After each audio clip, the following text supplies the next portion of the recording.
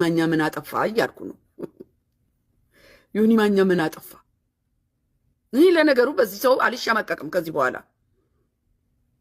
ራሱ ይሸማቀቅ። እኔ ምን አሸማቀቀኝ?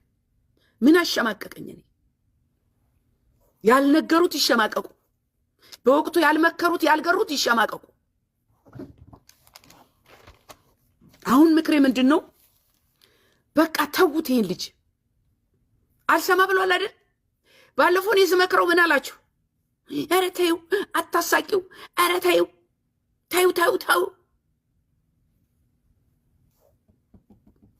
ማሙሽን ጋሼ አጫወታችሁት። ማሙሽ ነው። ማሙሽ ነው። አብርሃን ወንበር ላይ ካስቀመጥከው ያጨማልቅልሃል። በማን ነው የሚፈረደው? ወንበሩ ላይ ባስቀመጠው ነው የሚፈረደው። አሁን አብረን እያጫጫህ ነው። አባባስንበት ይሄን ልጅ እሱ የሚያውቀውን እየጮኸ ነው። እግዚአብሔር ግን እድሉን ሰጥቶ ነበር። ወንድም አለ እግዚአብሔር እድሉን ሰጥቶ ነበር። ግን የመረጥከው መንገድ መጥፊያ ነው። የክርስቶስ ደግሞ አይደለህም። አንተ የክርስቶስ አይደለህም።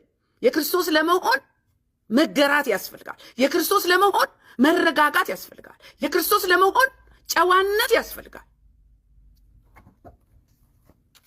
ጨዋ አይደለህም አንተ።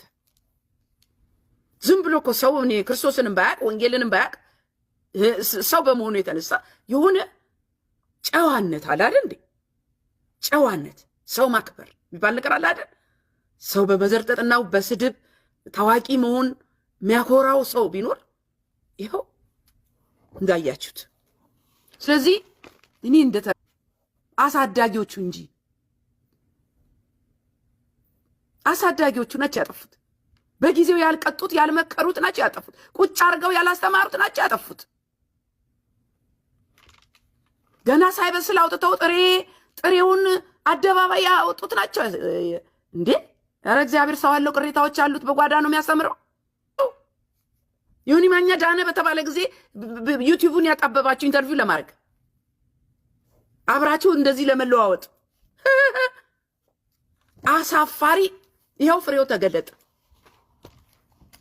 ፍሬው ተገለጠ ነው ምላችሁ። ስለዚህ የክርስትናን ውድቀትና ውርደት ማሳያ አርጎ ዲያብሎስ እየተጠቀመበት ነው። ማንን? ዮኒ ማኛ። በጊዜው ያልተገራ በወተት ሰዓት አጥንት ለመብላት የሞከረ ሰው የጌታን መንገድ ባሮጌው ማንነት አይሆንም ብያለሁ። እኔ ደጋግሜ ተናግሬያለሁ። የመዳን ምልክቱ የመጀመሪያው የባህሪ ለውጥ ነው። አንተ ባህሪ ይለወጣል፣ ማንነት ይለወጣል። ሰከን ትላለህ። ምሳሌ 15:31 ላይ የሕይወትን ተግሳጽ የሚሰማ ጆሮ በጠቢባን መካከል ይኖራል ይላል። ጆሮ ስላልሰማሁን አንተ በጠቢባን መካከል ልትቆይ አትችልም። ለምን? ምክር አልሰማህም፣ ተግሳጽ አትሰማም። ትሳደባለህ ጠዋትና ማታ። ገና ሳትገራ እንዳልኩት የከበሬታ ወንበር ሰጡ። አንቱ አጫወቱ። እንዴት አይነት አሳፋሪ ነገር እየሆነ እንዳለ በዚህ ዘመን በጣም ይቅርታ አድርጉልኝ። ከወዲህ ውርደት ውስጥ ነው ያለ ነው። እኔና እናንተ የክርስትና ውርደት ውስጥ ነው ያለ ነው። መማር ያለብን፣ መመገብ ያለብን፣ መመከር ያለብን ሳትመከር ሳትመገብ ኃላፊነት ወስዶ መንፈሳዊ አባት የሆነ ያስተማረ በትክክለኛው የክርስቶስ ሕይወት የቀረጸ የለም። አልቀረጹህም። ወንድም ዓለም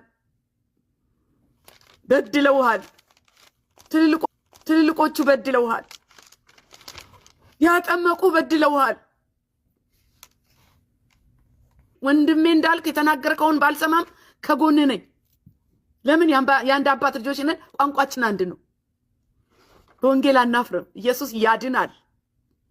በነገራችሁ ላይ መልእክቴ እናንተ